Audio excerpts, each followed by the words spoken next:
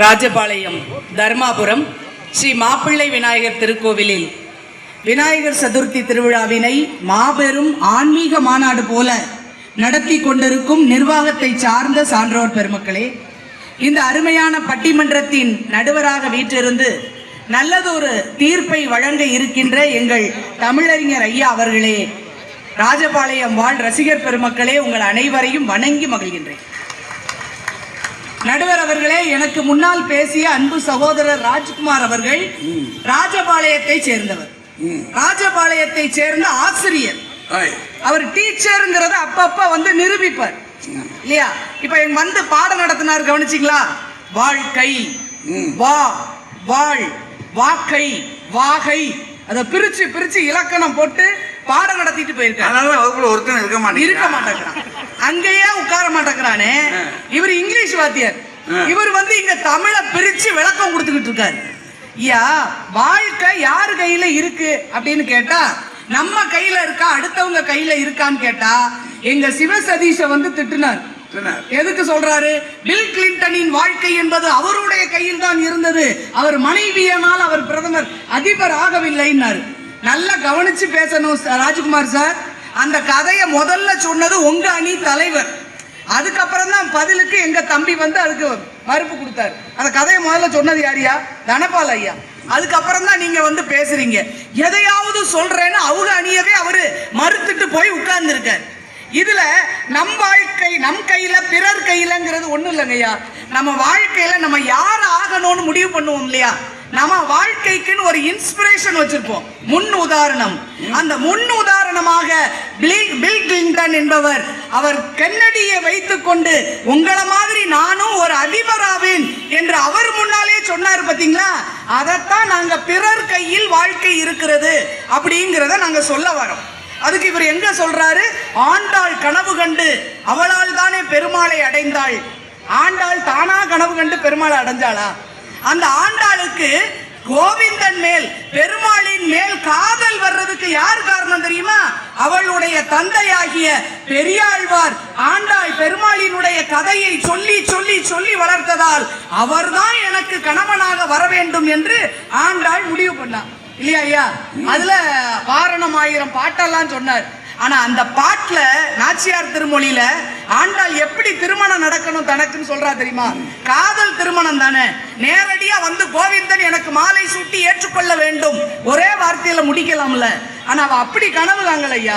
அவ அழகா சொல்றா, இந்திரர் உள்ளிட்ட தேவர் குலாம் எல்லாம் வந்திருந்து என்னை மகட்பேசி மந்திர கோடி உடுத்தி அந்தரி மணமாலை சூட்ட கனா கண்டேன் தோழி நான்கிறான்.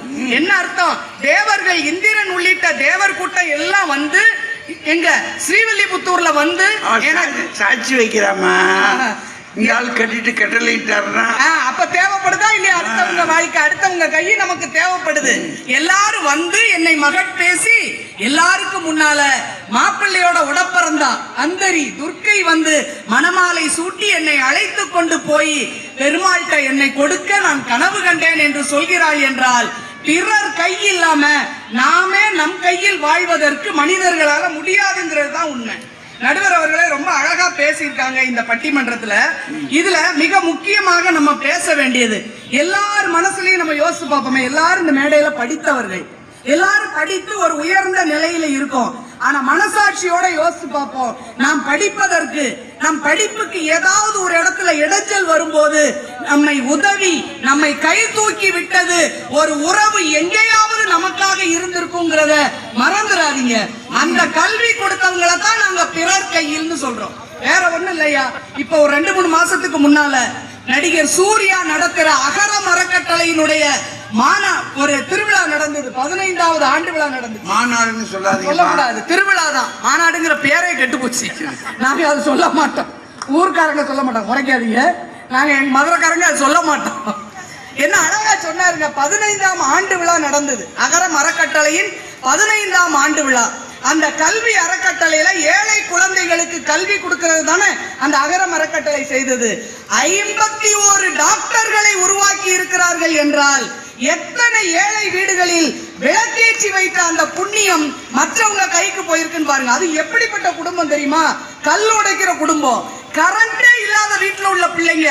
ஆனாலும் அந்த பிள்ளைகளின் படிப்பு ஆர்வத்தை பார்த்து அந்த குழந்தைகளுக்கு முழுமையாக உதவி செய்து அவர்களை டாக்டர் ஆகி இருக்கிறார் என்றால், ஒரு அகரம் என்ற அறக்கட்டளை பல்வேறு வீடுகளில் விளக்கேற்றி வைக்கிறதுனா நம்ம வாழ்க்கை இன்னொருத்தர் கையில இருக்கா இல்லையா? இருக்குல்ல ஐயா? ஆனா அவர் என்ன சொல்றாரு? தன்னம்பிக்கை அது இருந்தால் போதும், மாடி மேல மாடி கட்டி உட்கார்ந்துடலாம். ராஜ்குமார் சார் இருக்குயா. சென்னையில பெரிய பெரிய பணக்காரங்க பெரிய பெரிய வீடு 7 12 மாடி 15 மாடியில வீடு கட்டி சந்தோஷமா இருக்காங்க. அவங்க கையில தான் வாழ்க்கை.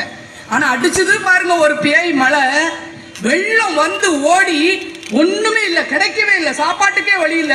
பெரிய பெரிய கோடீஸ்வரங்கள்லாம் கிடக்குறாங்க, சாப்பாட்டுக்கு வழி இல்ல. உடனே ஹெலிகாப்டர்ல வந்து சாப்பாடு போடுறாங்க. மேல இருந்து ஹெலிகாப்டர்ல இருந்து சாப்பாடு பொட்டணத்தை போட்டுக்கிட்டே வராங்க. சில பேர் மொட்டை மாடியில இருந்து கேட்ச் பிடிக்கும் போது விட்டுட்டான். மூட்டை வந்து கீழே விழுந்துருச்சு, கீழே போய் விழுந்துருச்சு, கையில கிடைக்கல. ஐயோ கை கெட்டினது வாய் கெட்டலையேன்னு தவிச்சு போய் நிக்கிறாங்க. அப்போ அந்த குடிசை ஓரங்களில் வாழக்கூடிய சின்ன குழந்தைங்க இருக்கும் இல்லையா, இந்த குழாயில வாழ்றவங்க, குடிசை கூட கிடையாது, பெரிய பெரிய அந்த குழாய்கள்ல தான் குடும்பமே நடத்திட்டு இருக்கோம். அப்படி இருக்கிற சின்ன பிள்ளைங்க அந்தந்த மூடையெல்லாம் எடுத்து அந்தந்த வீடுகளுக்கு கொண்டு போய் அந்த பொட்டலத்தை கொடுக்குது. உடனே அவங்க சொன்னாங்க, பரவாயில்லையே, சின்ன பிள்ளையா இருந்தாலும் இவ்வளவு பொறுப்பா கொண்டு வந்து எங்களுக்கு கொடுத்துருக்கிய, இதை நீயே வீட்டுக்கு கொண்டு போலான்னு நினைச்சிருக்கலாம்ல அப்படின்றாங்க. அதுக்கு அந்த சின்ன குழந்தை சொல்லுச்சு, எங்களுக்கு பசி பழகி விட்டது, உங்களுக்கு அது தெரியாது, அதனால கொண்டு வந்து கொடுத்தேன்னு சொல்றானா. நம்முடைய வாழ்க்கை என்பது சின்ன கரங்கள்ல கூட சில சமயத்தில் இருக்கும், அது கூட நம்ம கையில இருக்கும், நம்ம அதை மறந்து விடக்கூடாது. நடுவர் அவர்களே, வேற ஒண்ணு வேண்டாம், ஒரு டூர் போகணும், ஒரு பிக்னிக் போகணும்னா நம்ம கையில தானே இருக்கு, நம்ம தானே செலவழிக்கிறோம், நம்ம குடும்பத்தோட தானே போறோம், ஒழுங்கா போலாம்ல.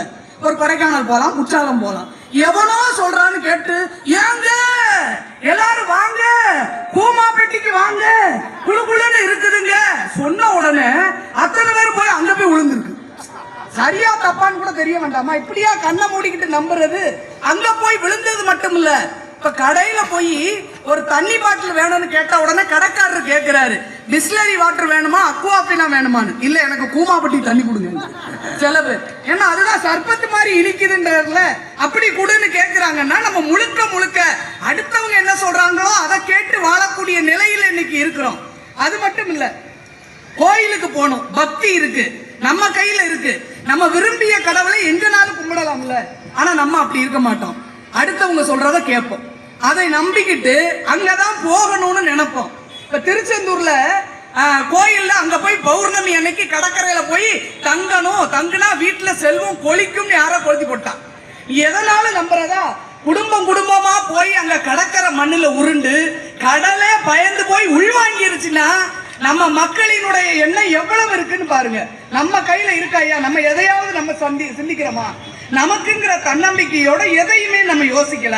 கடலே பயப்படுற அளவுக்கு இருக்கு நம்மளுடைய வாழ்க்கை இருக்கு. எல்லாத்துக்கும் மேல பிறர் கையில நம்ம வாழ்க்கை இருக்குங்கய்யா.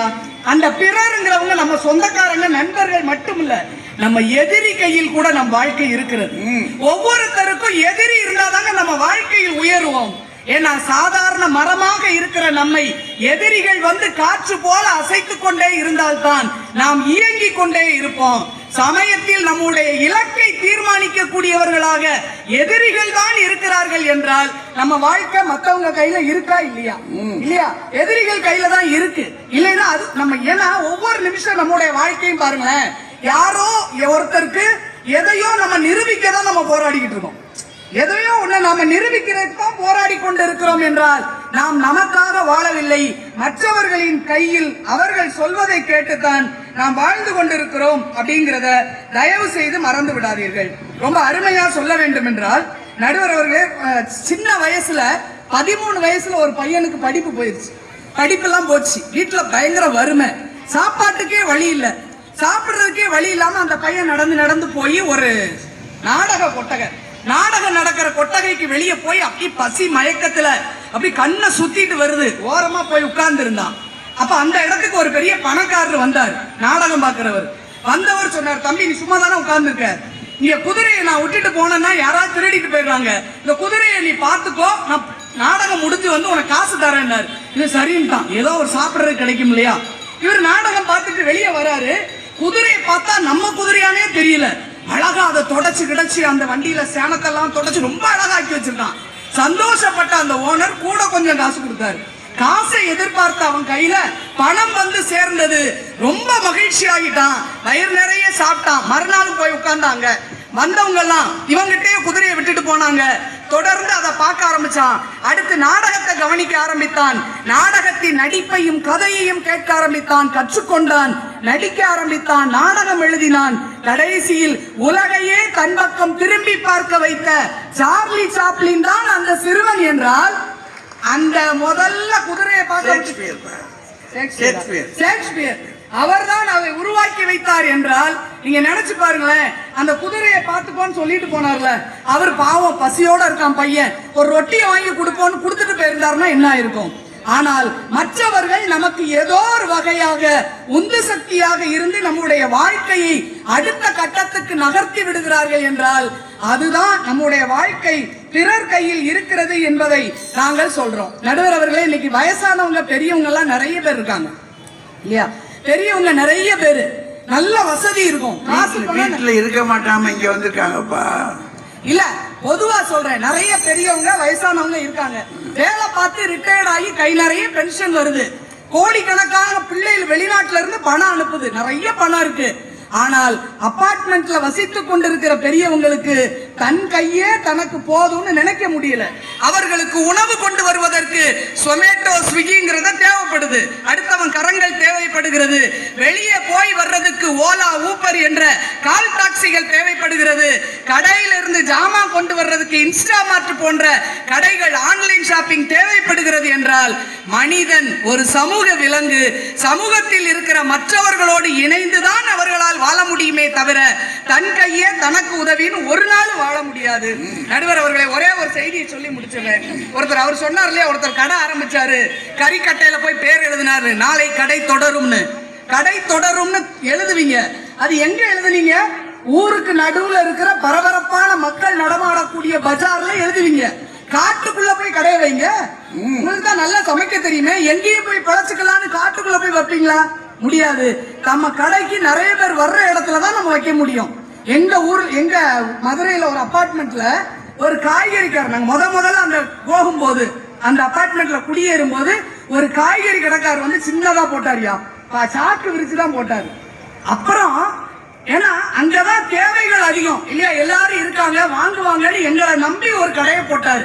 அப்புறம் எல்லாரும் வாங்க ஆரம்பிச்சோம். அதை கொஞ்சம் பெருசாக்குனாரு, கொஞ்சம் மளிகை பொருள்லாம் வாங்கி வச்சாரு. அப்புறம் ஃபேன்சி ஐட்டம் எல்லா பொருளையும் வைத்து ஒரு டிபார்ட்மெண்ட் ஸ்டோர் ஆக்கி கடைசியில அக்ரிணில இருக்கிற இடத்திலேயே ஒரு வீட்டையும் வாங்கி குடியேறி விட்டார் என்றால், எந்த இடத்துல யாருடைய உதவி கிடைக்கும் என்பதை தெரிந்து கொண்டு பிறர் கையின் உதவி கிடைத்தால் தான் நம்மால் உயர முடியும் என்பதை உணர்ந்ததால் தான் அவர்கள் முன்னேறி இருக்கிறார்கள்.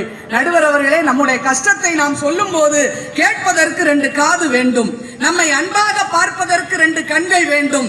நாம் தனித்து நடக்கும் போது நம்மோடு சேர்ந்து நடப்பதற்கு ஒரு காலடி தடம் வேண்டும் என நினைப்பதுதான் மனித மனம். அதனால் நம் வாழ்க்கை என்பது நம் கையில் மட்டும் இல்லை, பிறர் கையில் தான் இருக்கிறது என்று சொல்லி வாய்ப்புக்கு நன்றி பாராட்டி விடைபெறுகிறேன். நன்றி, வணக்கம். என்ன சூட்சமா சொல்றாங்க பாருங்க. ஷேக்ஸ்பியர் அப்படி முன்னாடி வரட்டி விட்டுட்டான், இங்கே உட்கார்ந்துருக்காரா, போய் தொலை அப்படின்னு. அவன் வந்து இங்கே குதிரைக்காரனா தான் இருந்தான். அதில் அவன் செய்திருக்கிற சாதனையை பாருங்க. இன்னைக்கு உலக இலக்கியத்தில் அவனுடைய இலக்கியத்தை படிக்கலை அப்படின்னா நாம் பிறந்து பிரயோஜனம் இல்லை. எப்படி நம்ம ஊரில் கம்பரை கற்றுக்கொள்ள வேண்டும் என்று ஆசைப்படுற